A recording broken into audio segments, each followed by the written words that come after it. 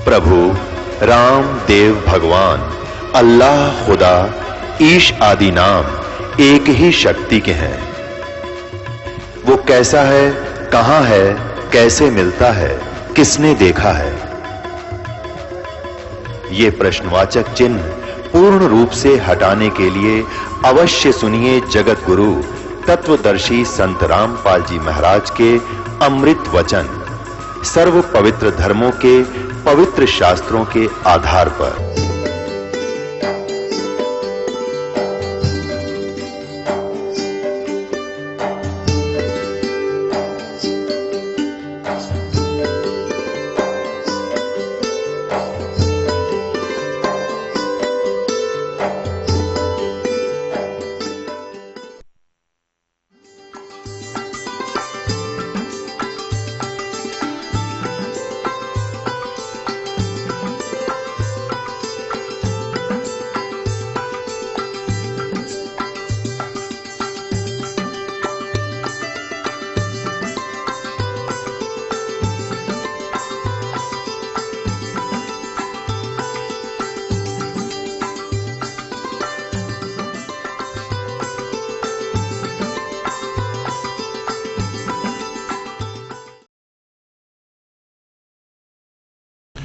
अपन आत्माओं, एक परमात्मा की महिमा को समझने के लिए आपको थोड़ा सा समय की आवश्यकता पड़ेगी, क्योंकि जब तक हम समय नहीं निकालेंगे तो कुछ भी काम नहीं कर सकते। आप बच्चों को शिक्षा के लिए भेजते हो, 15, 20, 22 वर्ष तक बच्चों को फ्री छोड़ देते हो, बेटा या बेटी को, और पैसा भी लगाते हो। किस लिए? क्योंकि आप परिचित हो इस बात से कि लड़का लड़की शिक्षित हो गया तो इसका रोजी रोटी ठीक मिल जाएगी, अच्छी बात है। और इसी प्रकार जब आपको इस बात का ज्ञान होगा कि मनुष्य जीवन किस लिए प्राप्त हुआ है, इसका मूल उद्देश्य क्या है, तो आप फिर इतना ही जोर, इतना ही समय और समर्पण इस साइड में होगे।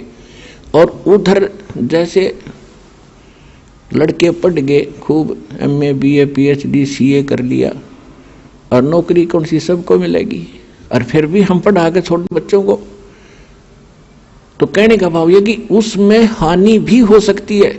और फिर भी इतना हम प्रयत्न कर रहे हैं तो इसमें हानि हो ही नहीं सकती। लड़का लगो चाहे लड़की भक्ति मार्ग पर, सारे ठाठ भगवान करेगा, या जो रोटी भी देगा और उसकी रक्षा भी करेगा, और मोक्ष भी मिलेगा, सदा के लिए सुख भी होगा।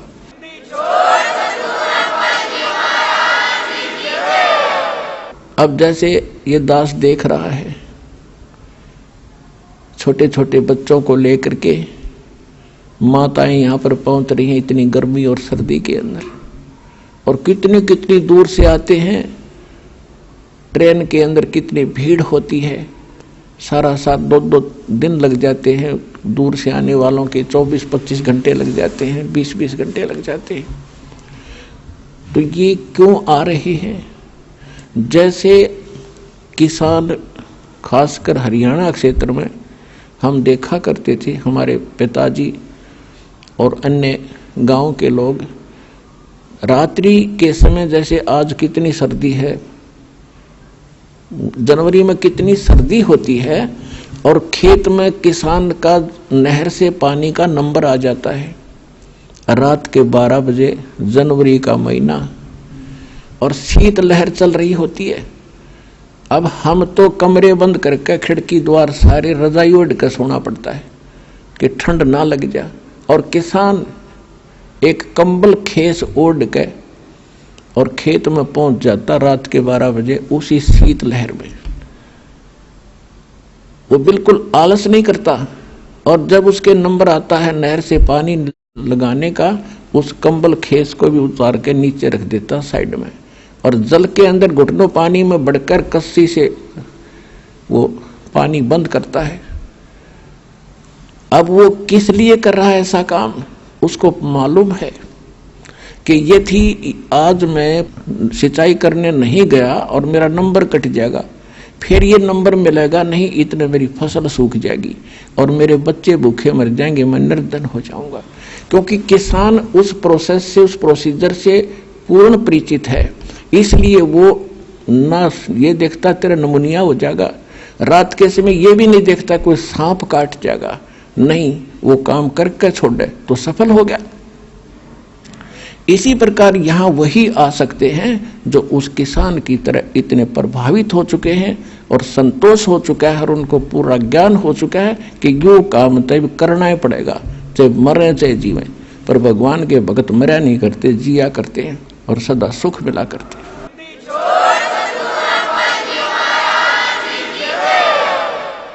इसलिए कहा है कि ये संसार समझदा नहीं, कहंदा श्याम दोपहरे नू, गरीबदास ये वक्त जाते रोगे इस पैरे नू।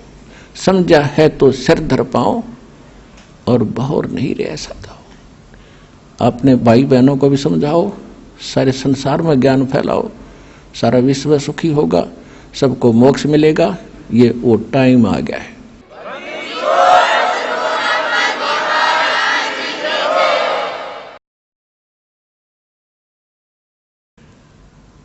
परम पिता परमात्मा पूर्ण ब्रह्म सारी सृष्टि के रचनहार कबीर परमेश्वर जी की असीम रजा से आप सभी पुण्यात्माएं सत्संग सुनने के लिए उपस्थित हुई। जिन पुण्यकर्मी प्राणियों के युगों युगों के बहुत ही पुण्य एकत्रित हो जाते हैं, उनको मानव शरीर प्राप्त होता है। उनसे भी वो अच्छी आत्माएं हैं जो मानव शरीर प्राप्त करके परमात्मा की तड़प जिनके अंदर विद्यमान है, और उनसे भी वो अच्छी आत्माएं हैं, उनके पुण्य और भी अधिक हैं, जिनको मनुष्य शरीर के अंदर सतगुरु प्राप्त हो जाते हैं और परमात्मा की यथार्थ भक्ति विधि प्राप्त हो जाती है। तो आप सभी पुण्यात्माएं उस श्रेणी की हो जैसे गुड, बेटर, बेस्ट, आप वो बेस्ट कर्मों वाली आत्माएं हैं जो सतलोक आश्रम बरवाला से दीक्षित हो चुके इस दास से। आपके कर्मों का आपको ज्ञान नहीं, क्योंकि लाल की कीमत को लाल नहीं जानता, जोर ही बताता है ये कितनी कीमत का है। आप वो आत्मा हैं परमात्मा जिनके लिए युगों से भटक रहे थे। गोता मारूं स्वर्ग में जा बैठूं पाताले, गरीब दास ढूंढता फिरूं अपने हीरे मोती लाले। कबीर साहब गरीबदास जी को बता रहे हैं परमात्मा के गरीबदास, मैं भटक रहा हूं अपनी प्यारी आत्माओं को, जो भी कभी मेरे शरण में आई हैं उनके साथ मेरा एक विशेष कनेक्शन हो जाता है। मेरी जिम्मेवारी बन जाती है कि उनको यहाँ से निकालूं। उनके लिए मैं कभी पाताल में, कभी स्वर्ग में, कभी पृथ्वी लोक पर उनको प्रेरित करने के लिए मैं फिरता रहता हूँ, घूमता रहता हूँ। आज आप परमात्मा की शरण में आए हो, कबीर भगवान की ही रजा से यहाँ आए हो। उन्होंने कोई भी कारण आपको यहाँ लाने का बनाया, कोई कष्ट हुआ, किसी साथी सहयोगी बहन भाई ने आपको यहाँ का ज्ञान बताया, या कोई पवित्र पुस्तक मिली, या कोई सीडी आपको सुनने को मिली, या किसी पुण्य कर्मी प्राणी के चैनल के ऊपर आपने परमात्मा की कथा सुनी, ये सब लीला परमात्मा कबीर जी ही कर रहे हैं। आप तो यहाँ इस काल के इस जुगाड़ में सारा जीवन खो देते हो। सभी प्रयत्नशील हैं, कोठी बने, घना धन हो, सुखी हो, बैंक बैलेंस हो, और हो वही रहा है जो होना होता है, क्योंकि आपकी जो किस्मत के अंदर जो प्रारब्ध में लिखा जाता है, आपको आजीवन वही प्राप्त होता है। बेशक आप कितने ही पाप कर्म बिगाड़ो, चाहे चोरी करो, डाके मारो, रिश्वत ले लो, और चाहे आप कोई और हथकंडा अपनाओ धनी बनने के लिए, आपको केवल लिखा लेख किस्मत का ही प्राप्त होता रहेगा। और पाप आप जो करोगे अधिक धनी बनने के लिए कहीं से पैसा एकत्रित भी कर लोगे, वो पैसा नहीं रहेगा। कोई सदस्य घर का बीमार हो जाएगा, कोई पशु खराब हो जाएगा, या कोई पैसे लेकर देखो ना, या कोई लूट लेगा कि चोरी हो जाएगी। और वो पाप जो के तो रहेंगे, वो चोरी नहीं होते, वो आपने कुत्ते गधे सूअर बनकर फिर भोगने पड़ेंगे। तो पुण्यात्माओं, परमात्मा का विधान है, ये किसी डूम बाट के गीत नहीं है। इन पर आपने घना जोर देना पड़ेगा। और जिस दिन आप समर्पित हो जाओगे कि कबीर इज गॉड, परमात्मा कबीर है, और इस धरती पर कोई ज्ञान नहीं, कोई भगवान नहीं, और ऐसा कोई सच्चा नाम नहीं, उसी दिन से आपका हाथ पकड़ लेगा परमात्मा। और जब आप भगवान के होगे फिर आपको चिंता क्या। सिर सौंप्या गुरुदेव को, सफल हुआ ये शीश, नित्यानंद इस शीश पर आप बसे जगदीश। जब ये शीश मालिक को सौंप दिया तो ईब वो उसका हो गया, हमारा नहीं रहा। और उस धनी के शीश ने फिर जोखिम क्या, उसको कौन टच कर सकता है, उसको कौन डिस्टर्ब कर सकता है। तो आप उसके बनकर देखो। परमात्मा कहा करते थे, कबीर इस संसार को समझाऊं के बारे, ये पूछ पकड़ के बेड़ की भाई उतरा चावे पार। और परमेश्वर से प्राप्त ज्ञान के आधार से उन्हीं का ज्ञान गरीबदास जी ने बताया है। बेड़ पूछ को पंडित पकड़े, ये बादो नदी बिहंगा, गरीबदास वो भवजल डूबे, जा नहीं साध सत्संगा। परमात्मा कहते हैं, कबीर इस संसार को समझाऊं कै बार, और ये पूछ पकड़ के भेड़ की, और दरिया से पार होना चाहते हैं। इन नकली गुरुओं ने, अज्ञानियों ने आपको भवसागर से पार होने की जो विधि बताई है, जो देवी देवताओं की पूजाएं, अन्य मंत्र जो सदग्रंथों में प्रमाणित नहीं है, वो शास्त्र विधि त्याग कर मनमाना आचरण है। वो साधनाएं जो आप कर रहे हो वो तो ऐसी हैं जैसे कोई मूर्ख और किसी भोली आत्मा को सलाह दे दे जो दरिया से पार होना चाह रहा हो, उसको ये कह दे कि ये भेड़ पकड़ ले, इसकी पूंछ पकड़ कर दरिया में घुस जा, ये तुझे परले पार कर देगी। आपको खूब पता है वो भेड़ की पूंछ पकड़ कर पार नहीं होया जा सकता। उसके लिए तो एक सुदृढ़ नौका चाहिए, और फिर उसमें खेवट चलाने वाला भी ठीक आदमी, एक्सपर्ट हो, तब पार हुआ जाता है। तो परमात्मा कहते हैं कि ये भोली आत्माएं साधना तो शास्त्र विरुद्ध कर रही है, और सभी बात करते हैं ऊपर पार होने की।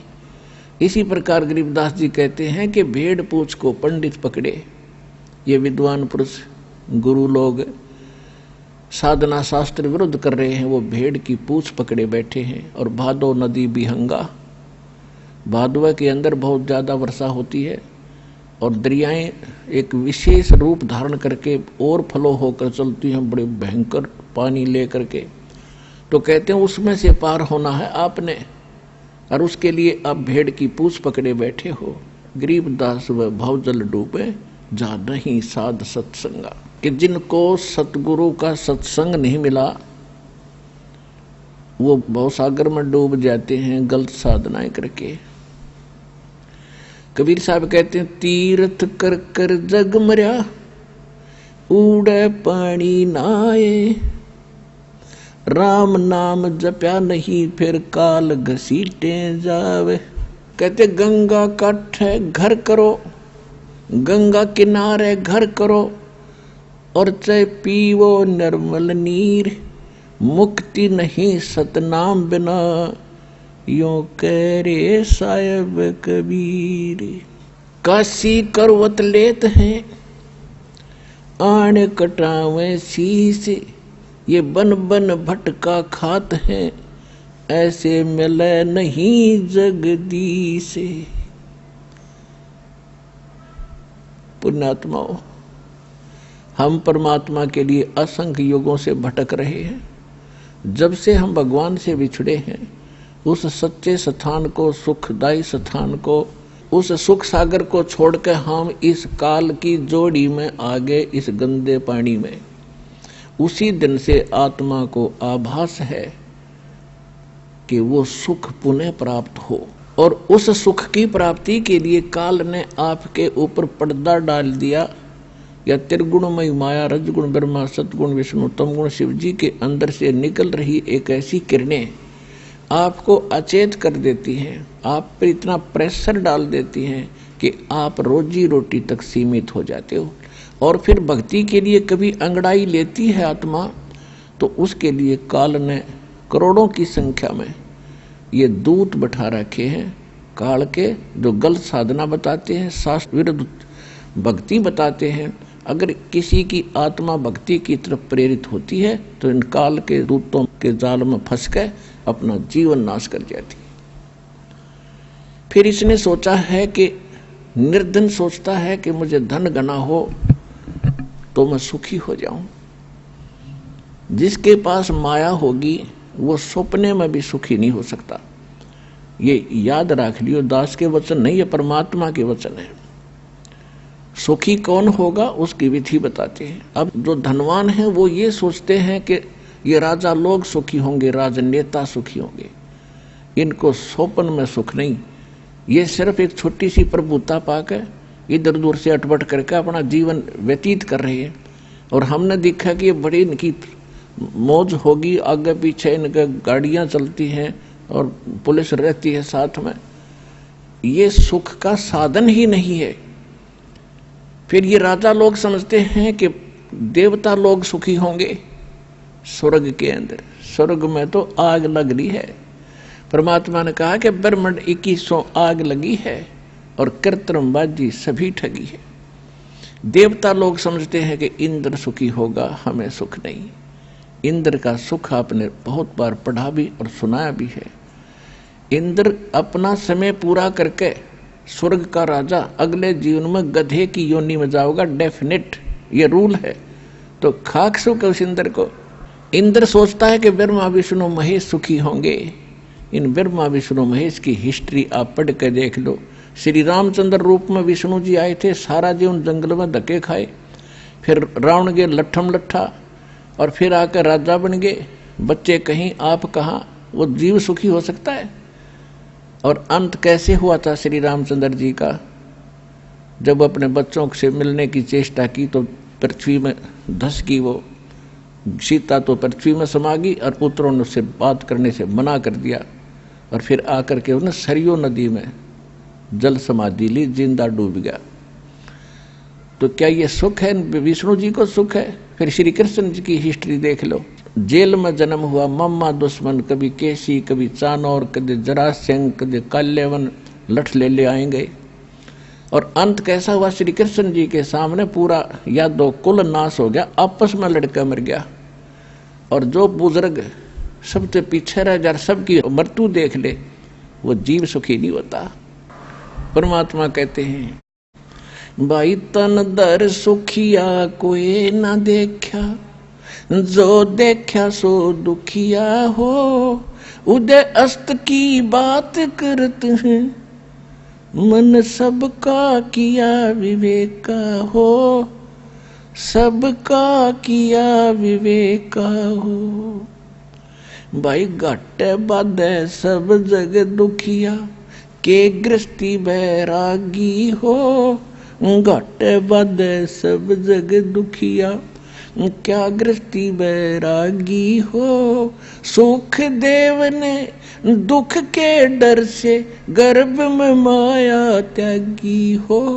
गर्भ में माया त्यागी हो। तन दर सुखिया कोई ना देखा, जो देखा सो दुखिया हो। उदय अस्त की बात करते हैं, मन सबका किया विवेका हो।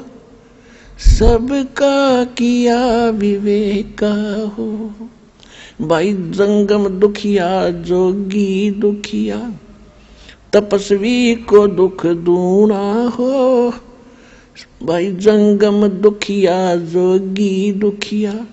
तपस्वी को दुख दूना हो, आशा तृष्णा सब में व्यापे, कोई महल न सुना हो, कोई महल न सुना हो। तन दर सुखिया कोई न देखा, जो देखा सो दुखिया हो। उदय अस्त की बात करत है, मन सबका किया विवेका हो, सबका किया विवेका हो। भाई साच कहूं तो ये जग ना माने, पर झूठ कही ना जाई हो। साच कहूं तो या जग ना माने, पर झूठ कही ना जाई हो।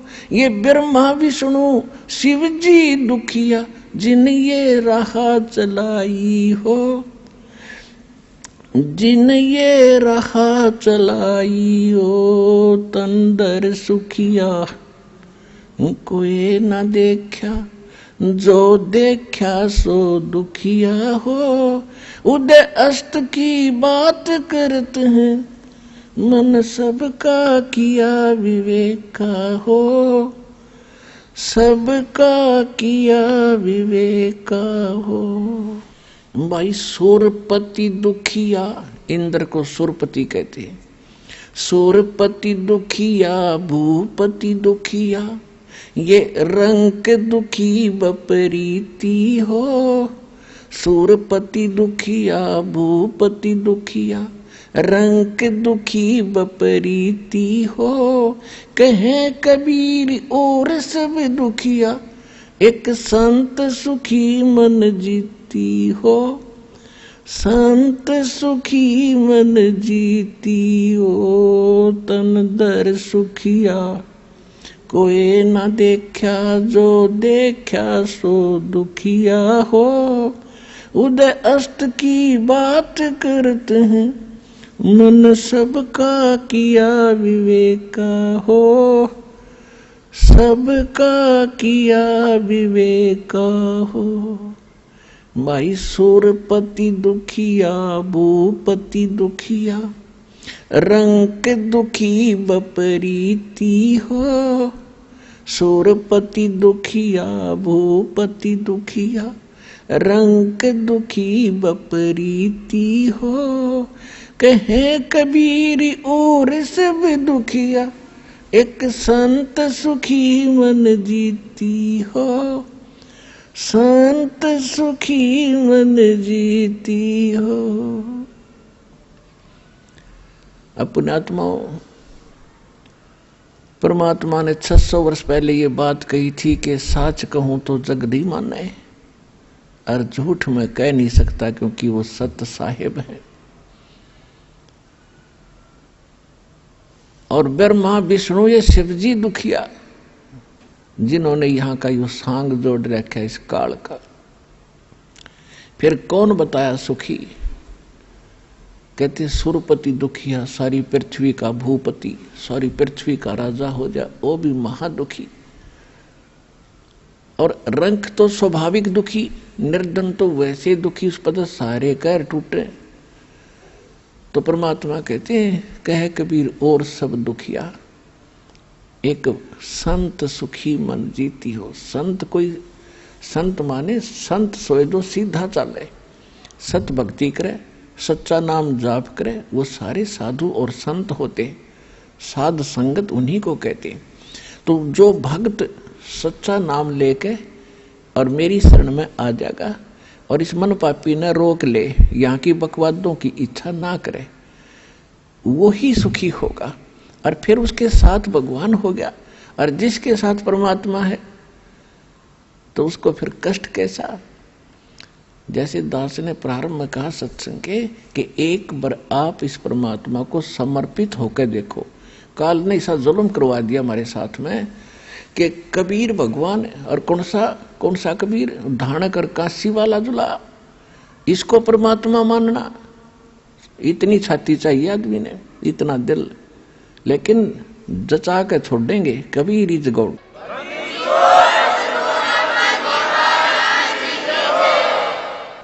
तो कबीर परमात्मा को भगवान सिद्ध करना और उसको हृदय में जचाना, इसने जुल्म कर दिया हमारे साथ।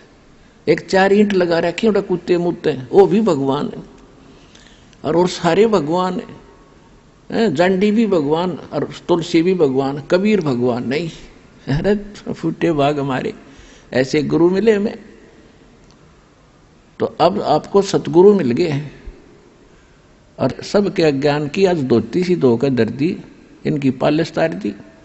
सच्चा ज्ञान आपके हृदय में जचा दिया और जच जाएगा। 9 मण सूत उलझिया ऋषि रहे जख मारे, सतगुरु ऐसा सुलझा दे भाई उलझे न दूजी बारे। परमात्मा खेल तो सारा आप ही कर रहे हैं, स्वयं ही वो सतगुरु हैं, स्वयं ही वो परमात्मा है। आज से 600 वर्ष पहले वो परमात्मा इस सारे ज्ञान को सुलझा कर धर गए थे, लेकिन हम अज्ञानी गुरुओं के फंसे रहे। परमात्मा के सुलझे सालझे सूत को ना छेड़ा, हम वो टूटे फूटे अड़ंगे इकट्ठे करते रहे और उसी को सोचते रहे से हम अपना काम चलाएंगे। तो परमात्मा कहते 9 मण सूत उलझिया, 1 किलो सूत, 1 सेर सूत जो कच्चे धागे होते हैं, अगर वो उलझ जाना जुलाई का सारा दिन व्यतीत हो जाता था उसको सेट करने में। और जब वो टूट जाए उसमें गांठ पड़े और गांठ लग गई तो कपड़ा बना कर देते थे, तो वो उलाने देते थे, आधी कीमत देते थे कि इसका 6 तक गांठ लगा दी, तो हम नहीं देंगे इसके पूरे पैसे। इसलिए दुल्हाओं के सामने वो सूत उलझ जाना सबसे बड़ी समस्या होती थी। उसको सुलझाए बिना वो अपना काम नहीं कर सकता, रोजी रोटी चले नहीं। और परमात्मा कह रहे ये तो 9 मण सूत उलझा कर धर दिया इन अध्यात्म मार्ग का। तो फिर उनसे पूछा कि परमात्मा फिर ये सुलझेगा कैसे? तब कहा था सतगुरु ऐसा सुलझा देगा उलझे न दूजी बार। अब इस कलयुग में अध्यात्म ज्ञान नहीं उलझ सकता, कोई भक्ति करियो चाहे मत करियो, वो उसका भाग्य और दुर्भाग्य साथ होगा, ऐसा बना दिया है।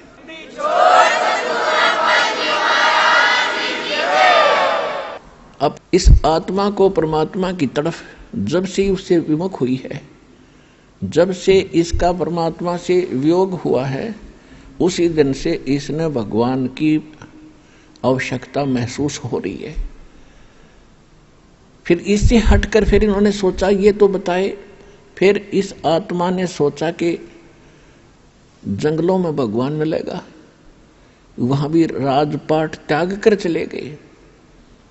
फिर पता लगा कि संत रूप में परमात्मा कभी भी कहीं भी प्रकट हो जाता है। और हम सुना करते थे, एक साधारण सी बात थी कि अभी भगवान पता ना किस रूप में आ जा, और किसी अतिथि का आए का घर पे अनादर नहीं करना चाहिए। किसी साधु संत के साथ हमने झगड़ा और वाद विवाद बदतमीजी नहीं करनी चाहिए। ना जाने परमात्मा किस रूप में आ जा। फिर वो निराकार कैसे था, हमारी बुद्धि पर पत्थर पड़ गए थे, इन इतना ज्ञान ठोक दिया था। परमात्मा के बारे में कैक है भी हमें ज्ञान नहीं था। तो इस तरफ में ये आत्मा परमात्मा के पाने के लिए, उससे वो सुख प्राप्त करने के लिए जो भगवान दिया करता है, जो उसके गुणों में हम सुनते और सुनाते रहे, वो नहीं मिलने के कारण हमने सभी पूजाएं भी की, उससे सुख ना मिला। फिर अन्य पूजाएं की, उनसे भी सुख नहीं मिला। हम फिर गुरुओं के पास गए, वहां से भी सुख नहीं मिला। तो हम नास्तिक हो गए कि भगवान है ही नहीं। लुटो खसोटो पाप करो, किसी तरह पैसा मिलो, कोठी बनाओ और बढ़िया शान शौकत बनाओ, या भूल और कर ली हमने, कर्म बिगाड़ दिए। और काल भगवान यही चाहता है, ये कितनी बकवाद करो, भक्ति करो तो झूठी करो और नकलियों की शरण में रहो, और सतगुरु शरण इनको मिले नहीं। 600 वर्ष पहले भगवान आए रहे, सारे संसार को न जहाज में बैठा के ले जाते, एक बार में ही, बार दूसरी बार की तो बात खत्म।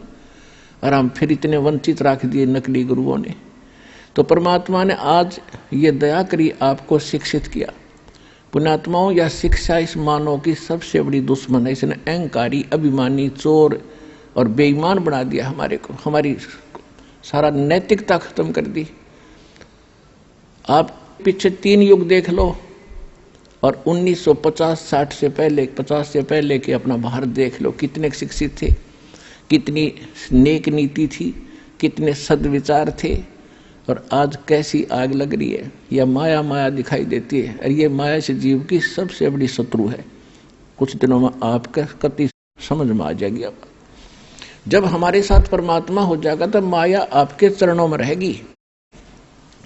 माया दासी संत की उभय दे आशीष, विलसी और लातों छड़ी, सुमर सुमर जगदीश। कहते ये माया भगत की दासी हो जाएगी, चरणों में पड़ी रहेगी और राम नाम रटते रहो और इसके निशान छड़ो, यानी खूब प्रयोग करियो, आपका आगे पड़ी रहेगी और किसी तरह खर्चियो और खाइयो, लेकिन दुरुपयोग नहीं चलेगा। दान करे, आवश्यकता अनुसार प्रयोग करे, बाकी दान करे भगवान के चरणों में ला दे। और किया हुआ दान कभी व्यर्थ नहीं जाता, एक बहुत बड़ा मजबूत जहाज बनता है दान का। गरीबदास जी परमात्मा से प्राप्त ज्ञान को कहते हैं कि धर्म का नाश नहीं होता, चाहे विनाश से तीनों लोकों का नाश हो जाएगा। आपके द्वारा किए गए इस विधिवत पुण्य, शास्त्र अनुकूल, सुपात्र को दिए हुए दान, धर्म और पुण्य किए हुए, ये कभी विनाश में नहीं आते, आपके लिए जहाज बढ़ जाएगा। कहते हैं परमात्मा से पूछा किसी ने कि धर अंबर सब जावेंगे और विनसेंगे कैलाश, एकम एका होएगा तब कहाँ रहे तेरे दास। धरती अंबर जान दे और विनसन दे कैलाश, एकम एका होण दे मेरे आश्रय रहे मेरे दास। कि मेरे भक्त मेरे द्वारा बताई गई इस विधि और इस धर्म पुण्य के जहाज में बैठ के और ऐसे रहेंगे जैसे नौका जल के ऊपर रहा करती है। ये धर्म के कारण ये विनाश में नहीं आएंगे, चाहे तीनों लोकों का भी नाश बेशक हो जाए। तो इसलिए परमात्मा हमें रह रह कर याद दिलाते हैं कि जैसे द्रौपदी ने एक अंधे महात्मा को, अपनी राजा की लड़की कितना सुंदर साड़ी पहन कर जाती है, नहर पर नहाने गई थी घाट पर, परमात्मा अपने बच्चों को कैसे उभारते हैं। उनको मालूम है इनके ऊपर आने वाले जीवन में कितना कष्ट होगा। उन पुण्यात्माओं के साथ रहते हैं, कोई ना कोई ऐसा छल छिद्र करते हैं, हम समझ भी नहीं पाते, हमारे पुण्य बनवा जाते हैं। वहाँ एक अंधे महात्मा का रूप बना के दरिया में खड़े हो गए और एक तन पर एक लंगोट था, बाकी कपड़ा था नहीं। वो ही नहाते समय दरिया में बह गया। वो महात्मा कति नंगे खड़े जल के अंदर। उधर से लड़कियों की आवाज आई स्नान करने के लिए। द्रौपदी अपने पिता के घर पर कंवारी थी, स्नान करने के लिए सहेलियों के साथ जा रही थी। शोर हो रहा था। महात्मा ने सोचा, अंधा था, उसने सोचा कि मैं गलत स्थान पर आ गया, यहाँ कोई जनाना घाट है, लेडीज घाट है और बहुत बुरी बनी भाई। अब बाहर निकल नहीं सकता, कोई कॉपिन और नहीं, कोई कपड़ा लंगोट नहीं। उधर से द्रौपदी ने देखा कि महात्मा स्नान कर रहे हैं, जो उनके नहाने वाले स्थान से, घाट से जिधर पानी बह रहा था डाउन स्ट्रीम में 100-150 फुट की दूरी पर संत स्नान कर रहे थे। अब कहते हैं साधु दर्शन राम का और मुख पर बसे सुहाग। बोलेंगे भगवान की चर्चा करते हैं और दर्श उन्हीं को होते जिनके पूर्ण भाग। कबीरा दर्शन राम का, परमात्मा आवे याद और लेखे में वो समय, बाकी का समय बर्बाद है। तो लड़की ने सोचा था कि महात्मा से चर्चा सुनूंगी, फिर उसने सोचा कि नहा रहे हैं, नहा लेने दो, तब तक मैं भी स्नान कर लेती हूँ। उन्होंने स्नान सुनून करके बाहर निकली, साड़ी बांध ली, पहले वाली नहा कर ताजी साड़ी बांध कर लड़की खड़ी हुई। उसने देखा महात्मा तो अभी भी जल के अंदर है, नहा नहीं रहा है, ये कुछ चीज खोद रहा है। फिर अपनी दिव्य दृष्टि से देखा लड़की ने कि बाहर कोई कपड़ा नहीं, महात्मा निवस्त्र है और शर्म के मारे ये बाहर नहीं आ रहा है। और ये महात्मा शर्मिंदा होकर के सारा दिन इसमें खड़ा रहेगा, जल में बाहर आ नहीं सकेगा। तो लड़की ने अपनी साड़ी में, राजा की लड़की कितनी कीमती साड़ी पहनती है अंडरस्टूड है, और उसने ये भी इंतजार नहीं किया द्रौपदी ने कि किसी नौकरानी से कह दूं कि डाल दे कोई कपड़ा चुंडड़ी, नहीं, क्योंकि विवेक नाम इसी का होता है। उसको पता था कि मैं रोटी खाऊंगी तो मेरा पेट भरेगा, मैं अपने हाथ से दान दूंगी तो मुझे मिलेगा। तो उसी समय उसने अपनी ही साड़ी में एक 8-9 इंच का एक गठ, एक बिलात ऐसे कपड़ा फाड़ा और महात्मा के लिए जल में छोड़ दिया दूर से। सोचा इसके हाथ लग जाएगा, ये बांध लेगा, फिर बाहर आएगा। अब वो अंधा था, दिखाई दे नहीं था, वो साड़ी का टुकड़ा साइड से निकल गया और वो ऐसे हाथ मार रहा था, ऐसे ढूंढ रहा था। लड़की ने दूसरा कपड़ा फाड़ के फिर डाल दिया, इतना ही साड़ी में से। फिर और टुकड़ा फाड़ा, एक लीर, एक छोटा सा टुकड़ा फाड़ के डाल दिया। ऐसे 7-8, ये देखो 2 कितनी होगी, 1.5 फुट, ऐसे 7-8 कॉपीन पाड़ पाड़ कर डाल दी। लेकिन संत का हाथ लगे नहीं, क्योंकि उसको दिखा नहीं था। अब लड़की ने सोच, दूर इसलिए खड़ी थी कि संत जी को पता लग गया कि लड़की है, कहीं यू आगे न ना सरक जा, आगे दरिया बहुत गहरी है, महात्मा डूब जाएगा, मुझे पाप लगेगा। वह बोलने नो नहीं थी। उसने सोचा एक बड़ी लंबी सी लकड़ी लाई उठा के और उसका एक और पाड़ के एक पिलांत की, यानी 8-9 इंच कपड़ा उसका लपेट के, और महात्मा जहां से कर रहा था उसके आसपास कर दिया। उसके हाथ लगा, लगते उसने पकड़ा और क्या देखा उसमें, हाथ होत, क्योंकि अंधे की आंखें हाथ होती है। उसने देखा यू वैसे बहकर आया हुआ कपड़ा नहीं है, ये किसी बेटी ने रहम किया है, अपनी विशेष साड़ी पाड़ कर मुझे दिया। तब कहते हैं साधु ने आशीष दिया, आशीर्वाद दिया कि बेटी आज तूने मेरा पर्दा रखा है, मेरी इज्जत रखी है, भगवान तेरा पर्दा रखे, तेरी इज्जत रखे, तेने गढ़ाए दे। कहते हैं साधु बोला सहज सुबह और जो चाहे सो कर दे। अब लड़की उस समय तो आ गई, क्योंकि परमार्थी प्राणी गणा इस चीज के बारे में नहीं सोचा करते, क्योंकि वो राजा की लड़की, उसको सुख तो सारा था ही। वह सोचा मुझे तो सब कुछ प्राप्त है, बड़ी अच्छी बात है, संत तो आशीर्वाद दिया ही करते हैं, लेकिन वो आशीर्वाद ऐसे वैसे नहीं था। अब फिर वो लड़की का विवाह हुआ अर्जुन के साथ, कौरवों में आपस में जुए में वो हार गए, द्रौपदी भी को भी जिता दिया। तब दुशासन ने सरेआम सभा के अंदर द्रौपदी की इज्जत लूटनी चाहिए, उसको बेइज्जत करना चाहा, नंगा करने के लिए। और वहां पर कौन बैठे थे, भीष्म पितामह, द्रोणाचार्य, कर्ण आदि तीन तो ऐसी हस्ती बैठी थी जो विशेष आदरणीय थी उन पूरे कौरव और पांडवों के लिए। एक विदुर थे उनके चाचा, पांडवों के, कौरवों के चाचा विदुर थे, और भी बहुत से लोग बैठे थे, सभासद बैठे थे। दुर्योधन ने दुशासन से कहा कि हम अंधे हैं, अंधों की संतान हैं, क्योंकि द्रौपदी ने एक दिन व्यंग कर दिया था दुर्योधन के ऊपर। राजा युधिष्ठिर ने शीशे का महल बनवाया था और दुशासन को आमंत्रित किया था सभी को कि आइयो हमने मकान बनाया, भोजन पाइयो। दुशासन की टक्कर लगी शीशे में, दिखा को वो गिर गया। द्रौपदी खड़ी होकर हंस रही थी और कहने लगी अंधों के अंधे ही पैदा होते हैं।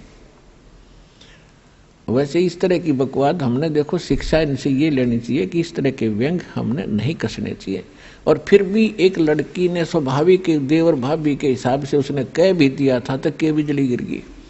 इतना दुख मान गया वो साकेट व्यक्ति कि इसने ये शब्द बोल कैसे दिए, गंदा गंदे होते हैं, इसको मजा चखाऊंगा। पुणात्माओं, परमात्मा बताते हैं कि सोना सजन और संत ये टूट जुड़े 100 बार, दुर्जन और पाका कलश एक धक दरार। जैसे मटका होता ना गड़ा पक्का, वो एक बार थोड़ी सी क्रैक हो गया तो दोबारा नहीं सेट हो सकता, उसको कितना कुछ कर ले उसमें न्यारी की न्यारी वो पहचान रहेगी। ऐसे दुष्ट व्यक्ति एक बार नाराज हो गए वो सेट नहीं होते। और सोना और सजन अच्छी आत्मा और संत भक्त थोड़ी एक बार कवा सुनी हो भी गई तो कभी याद भी नहीं रखते मेरी इसकी कभी लड़ाई हुई थी, ऐसा स्वभाव होता है। जैसे सोने का कोई आभूषण है उसको टुकड़े कर दिए और फिर दोबारा उसको बना दिया जाता है आभूषण, उसकी पहचान भी नहीं रहती, ऐसा मेल खा जाता है। तो दुर्योधन जो था वो पाका कलश था, एक के बात पर इतना दुख मान गया कि नो कर दूंगा वह कर, तो उसका प्रतिफल लेने के लिए उसने सारा षड्यंत्र रच कर पांडवों से राज भी जीत लिया, द्रौपदी भी जीत ली अटपट करके। अब दुशासन से कहा दुर्योधन ने कि इस द्रौपदी को नंगा करो और मेरे जांग पर बिठा दे नंगी करके। बता, सरेआम सभा में ये पंचायत थी, इस महाभारत इस ग्रंथना पढ़ कर हमने आंखें फुड़वा ली। इसमें क्या विचार था? अब वहां सारी सभा बैठी, भीष्म पितामह, द्रोणाचार्य और कर्ण जैसे योद्धा, और भीष्म पितामह तो उनका दादा था, और द्रोणाचार्य गुरु, और कर्ण एक बहुत बड़ा योद्धा थे, और तीनों के तीनों ये वैसे भी सूरवीर थे। तो वहां किसी ने भी ये नहीं कहा दुर्योधन तो के जुल्म कर रहा है, अरे बेवकूफ ये क्या करने जा रहा है तू। देखो सभा पंचायत के अंदर एक नियम होता है, जो नेक व्यक्ति हो जायज बात कहे और कोई ना मानने तो उठ कर चला जा, सभा त्याग देनी चाहिए, वहां रहना भी दोष लगे। तो जब उन्होंने ये कर्म शुरू किया उसी समय विदुर खड़ा हुआ। विदुर ने कहा कि रे नालायक को क्या कर रहे हो तुम, अपनी बहू को और बेइज्जत कर रहे हो।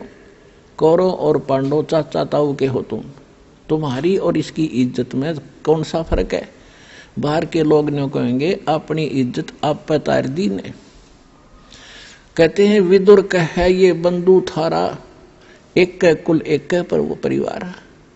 विदुर के मुख पर लगा थपेड़ा, तू तो है पांडवों का चेहरा। अब दुशासन ने अपने चाचा विदुर का थप्पड़ मारा कि तू तो इनका चमचा है, पांडवों की ओर बोलता हमेशा। और वो कह था न्याय की बात कि भाई इसे तो पांडवों की बहू, ऐसी कौरवों की।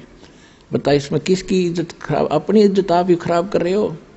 तुम कहते हैं विदुर कहे ये बंधु थारा, ये थारा भाई है, तुम्हारे भाई है, और एक का कुल एक परिवार है। विदुर के मुख पर लगा थपेड़ा, तू तो है पांडवों का चेहरा, तू तो है बांदी का जाया। दुशासन ने कहा कि तू तो बांदी से पैदा हुआ है, तेरी मनोवर्ती गुलाम वाली ही है, तू हमेशा ऐसी घटिया बात करता है। तू तो है बांदी का जाया।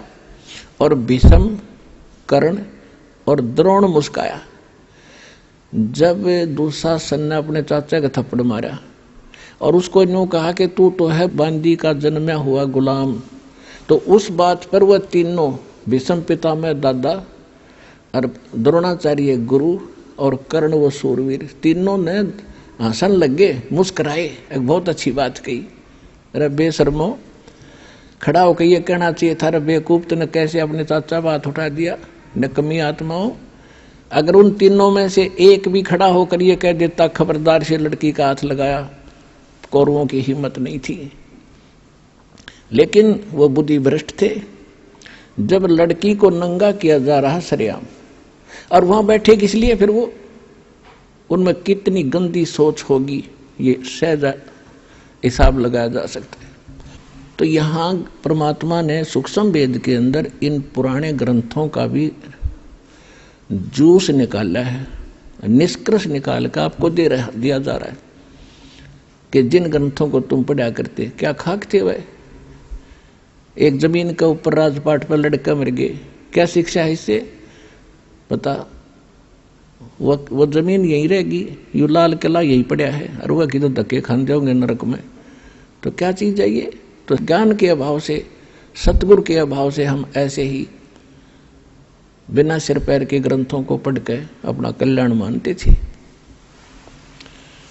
अब क्या होता है कि द्रौपदी ने पहले तो देखा था कि सभा के अंदर मेरे 5 पांडव बैठे, पति और सूरवीर, वो मुझे नंगा होते कैसे देख सकेंगे? लेकिन वो हार चुके थे जुए में, वो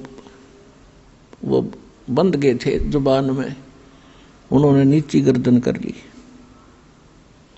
फिर भीष्म पिता द्रोणाचार्य और कर्ण की तरफ देखा कि ये कैसे सहन कर लेंगे मुझे यहाँ नंगा करते हुओं को, लेकिन वो हंस रहे हैं। जब विदुर को थप्पड़ मारा ऐसे वचन कहे तब वो समझ गई कि ये सभा ठीक नहीं है। और पुण्यात्माओं, जब तक हम संसार से कुछ आशा रखते हैं कि ये मुझे ये लाभ दे देगा, वो मुझे ये सुख देगा, तब तक परमात्मा साथ नहीं देगा। आप तो सीधम सीधा भगवान से जुड़ोगे, चाहे आपका उंगली का चोट लाग जा, नो यही अर्थ है भगवान आप पे करोगे। भले ही तो मीडिया उसका दवाई बने, डॉक्टर बने, लेकिन करेगा भगवान। आपने ऐसा भी देखा होगा, डॉक्टर खूब इंटेलिजेंट है और खूब प्रसिद्ध है, और एक व्यक्ति जाता है, उसके इंजेक्शन लगाता है, वो रिएक्शन कर जाता है और डॉक्टर के हाथों में मर जाता है। तो ये दवाई और डॉक्टर नहीं करते, या संस्कार काम करते। परमात्मा साथ होगा। जैसे आप देखते हैं कई भक्त, मेरे तो लाखों से ऐसे पाला पड़ा है, कहते हैं जी मैं सब दवाइयाँ खा ली, कोई नहीं लगती, खाते हैं तो रिएक्शन करते हैं, खुजली हो जाती है, नाम शुरू करते हैं, आशीर्वाद प्राप्त करते हैं, वही गोलियां फिर काम करना शुरू कर जाती हैं। तो संस्कार से सब कुछ होता है। तो तब हम परमात्मा हमें पल पल में साथ देगा। छोटे से छोटा भी दुख और सुख आपको अनुभव करा देगा कि मेरे कारण दुख टला तेरा, जब रोज दिखेगा आपने। तो ऐसे जब द्रौपदी ने देखा कि ये कोई साथ दे नहीं रहे, तब भगवान याद आया। और हम भी ऐसा ही करते हैं, जब हमारे यहाँ के सब रास्ते बंद हो जाते ना, औषधि भी काम नहीं करती, जब हम भगवान याद करें। अपने आत्माओं, अब परमात्मा को याद तो सभी करते हैं आपत्ति में, लेकिन किसको राहत मिलती है? या तो उसके पिछले जन्म के पुण्य हो, उनसे भी लाभ दे देता है परमात्मा। और जब पुण्य ही खत्म हो जाएंगे तो बेशक अर्जी लाए जाइए और बेशक प्रार्थना करते रहना, कति सुनाई नहीं होगी। अब जैसे द्रौपदी ने वो एक पुण्य किया था और एक महापुरुष का वचन था, वो महापुरुष भी स्वयं परमात्मा ही थे। कहते हैं सोचल छिद्र मैं करूं अपने जन के काज। तो द्रौपदी कभी किसी जन्म में भगवान की शरण में रही हुई है वो आत्मा, और उनके पीछे परमात्मा कहते हैं जो बच्चा गौ की नजर में, न्यो साईं को संत, और भक्तों के पीछे फिरे वो भगत वत्सल भगवंत। अब द्रौपदी ने जब याद किया, हे भगवान आज इज्जत इस दासी की आपके हाथ में है। आत्मा का साथी है भगवान कबीर साहब, और मन का साथी है काल। जब हम मन से कुछ पुकार करते हैं तब तक सुनाई नहीं होती, जब इसकी आत्मा रोती है वो भगवान का अंश है। अब यहाँ से जब द्रौपदी ने पुकार की तो धर्मराज के दरबार में, जो यहाँ का न्यायाधीश अकाउंट रखता है, उसके दरबार में इसकी चीख गई, वहाँ गूंजी बुरी तरह। और धर्मदास ने तुरंत उस नंबर की वह फाइल खोली जिसमें उस आत्मा के कुछ पुण्य और पाप डिपॉजिट थे। देखना चाहा कि इस आत्मा का कोई ऐसा कर्म है जिससे मैं मदद करवा सकता हूं। उसने देखा कि एक संत महात्मा का आशीर्वाद से इसने एक छोटा सा 9 इंच का कपड़ा दान किया हुआ है, और उसके आशीर्वाद से तो मैं खूब दे सकता हूं इसको। तो उसी समय वहां से रिफ्लेक्शन किया, और श्री कृष्ण जी को वो गुरु रूप में पूजा करती थी, मानती थी। और श्री कृष्ण खेला अपनी पत्नी रुक्मणी के साथ शतरंज, घर में महल में बैठा। तो वहां से रिफ्लेक्ट होकर धर्मराज के दरबार से वो पुण्य श्री कृष्ण के अंदर वो शक्ति वो आया। जब वो पास से डाल रहा था श्री कृष्ण, जैसे खेलते हैं ना शतरंज, ऐसे डालते हैं 11 कच्चे 12 पक्के 12 ऐसे। तो उसने 5 सेट डाले थे और एकदम हाथ ऐसे अकड़ गया श्री कृष्ण का और नो करने लगा अनंत अनंत अनंत। कृष्ण में भूत सा बढ़ गया। अब रुक्मिणी कहने लगी हाथ पकड़ के कि बोल ढंग से बोल, अनंत अनंत क्या कर रहा है, बोल 12 हैं कच्चे 18 हैं क्या है, और ये अनंत क्यों कहा तो मुझे बता। तब परमात्मा ने उसकी दिव्य दृष्टि खोल दी। कहते रुक्मिणी कर पकड़ा मुस्काई, अनंत कहा मोको समझाई। अब श्री कृष्ण जी को परमात्मा ने चेतना दी, क्योंकि करता वही है, उसके हाथ में रिमोट है। वो कौन से इंस्ट्रूमेंट से, कौन सी तोप से, कौन सी मिसाइल से कौन सा काम ले, उसके हाथ में रिमोट है। तो श्री कृष्ण जी के अंदर परमात्मा ने वह पावर भेजी, वो पुण्य भेजा, और फिर वो तो वहां उसको दिखा दी कि द्रौपदी को दुशासन ने पकड़ रखा है और उसकी इज्जत खराब करना चाहता है। और तो वहां परमात्मा बुलवा रहे हैं श्री कृष्ण से कि हमरा भगत पे छोड़ी हुई, दुशासन ने द्रौपदी पकड़ी, हमरी भक्त सकल में सिखरी। हमरी भक्त पे छोड़ी हुई तो हमरा नाम न लेवे कोई। यदि भगत ही हानि में रहेंगे तो राम का नाम मिट जाएगा। अब वो तो लग गया खेलन, तंदे ही से पासा डारी और पहुंचे सुख समरूप मुरारी। अब हमने मुरारी नाम श्री कृष्ण का लिख रखा है। मुरारी का वास्तविक अर्थ है राक्षस का शत्रु। अरि माने शत्रु, मुरा माने राक्षस।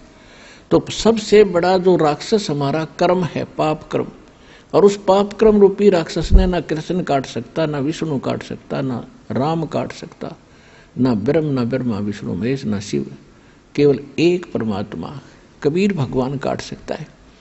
तो वो वास्तव में मुरारी है। जैसे वासुदेव श्री कृष्ण को कहते थे, वासुदेव नहीं है श्री कृष्ण, वासुदेव का अर्थ ही कुछ और होता है। वो तो वासुदेव का बेटा था।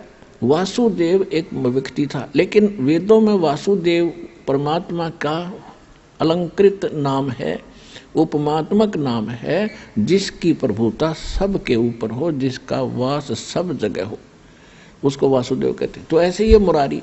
तो यहाँ गरीबदास जी की वाणी को समझने के लिए इस दास के इसलिए आवश्यकता पड़ी, परमात्मा ने ये बुद्धि दी।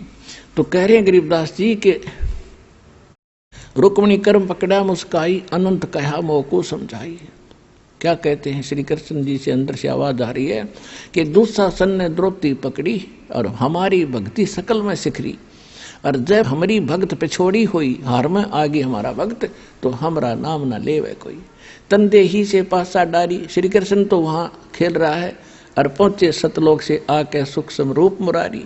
और खेचत खेचत खेच कसीसा सिर पर बैठे हैं जगदीशा। अब ये लीला क्यों करी कि न्यू बिना पता ना लागो भगवान ने मदद करी है द्रौपदी की। तो जिस कारण से सब लीला परमात्मा करके इस युग तक, इस समय तक परमात्मा में आपकी आस्था बना के लाए हैं। और उस कृष्ण और द्रौपदी की इस कथा ने हम आज तक सुनते और सुनाते रहे। लेकिन आपके आज तक कदे हुई ऐसी लीला जो द्रौपदी के साथ हुई थी, इस दास के साथ हुई और इस सब के साथ हो रही है, जब सच्चे भगवान से हम जुड़ गए।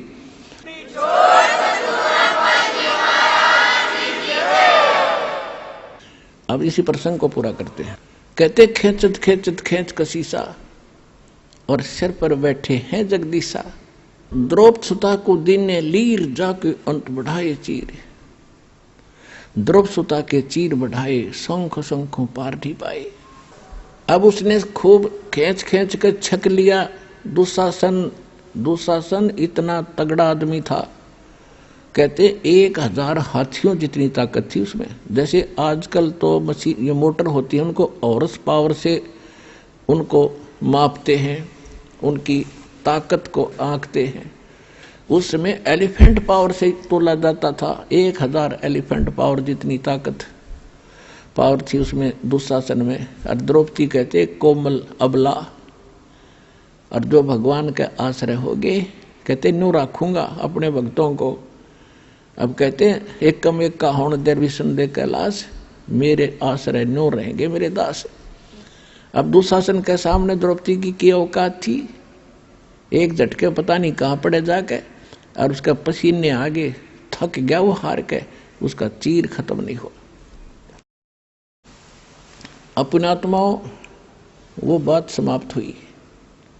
कुछ दिनों के बाद श्री कृष्ण जब वहां आए पांडवों के पास, द्रौपदी ने पूछा कि हे परमात्मा, हे गुरुदेव, मुझ दासी पर आपने कौन से पुण्य की या कृपा करी जो मेरा चीर बढ़ा दिया। अब श्री कृष्ण जी को दिव्य दृष्टि दी भगवान ने।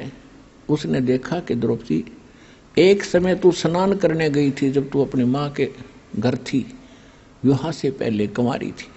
उस समय तूने एक अंधे महात्मा को एक साड़ी का टुकड़ा पाड़ के दिया था, एक बिलांत का, और जिसके कारण परमात्मा ने तेरा यो चीर बढ़ाया बहन। अब द्रौपदी का फिर वो रिमाइंड हुआ पिछली बात को, अच्छा हे भगवान, अब थोड़ी थोड़ी याद आती है मुझे कि सचमुच। अब क्या कहती है द्रौपदी कि एक लीर के कारण, यानी 3 फुट बाई 9 इंच के कपड़े के कारण, और मेरे बढ़ गए चीर अपार, और जब मैं पहले समझ लेती उस संत को तो सर्वस देती वार। ओए होए होए।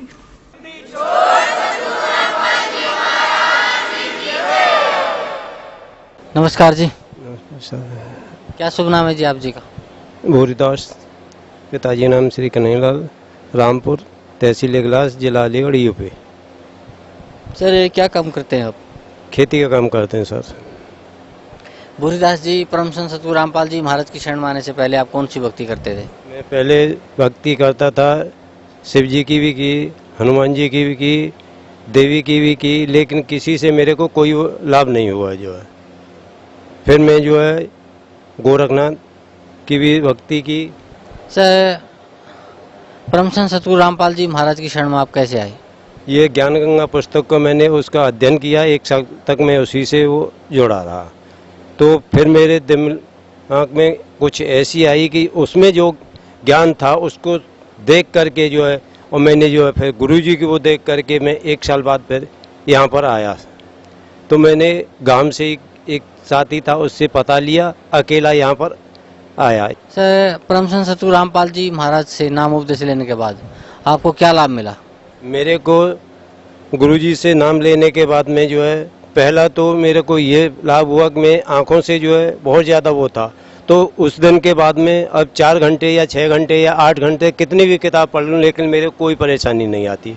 दूसरा फ़ायदा मेरे को कि मेरे बवासीर की मर्ज थी, उसमें मैंने 3 महीने लगातार दवाइयाँ भी खाई, लेकिन उससे मेरे कोई फ़ायदा नहीं हुआ। परहेज भी मैंने काफ़ी बनाए, और लेकिन यहाँ गुरुजी के शरण में आने के बाद में और मेरे को पूर्ण लाभ हुआ है। सर भक्त समाज को आप क्या संदेश देना चाहते हैं? मैं भक्त समाज को यही संदेश देना चाहता हूँ कि गुरुजी की शरण में आकर के जो है, और सभी का भक्त समाज जो है आकर के अपना कल्याण कराएं, और गुरुजी से नामदान लेकर के अपना वो कराएं, उद्धार कराएं। जी धन्यवाद आपका, बहुत बहुत धन्यवाद।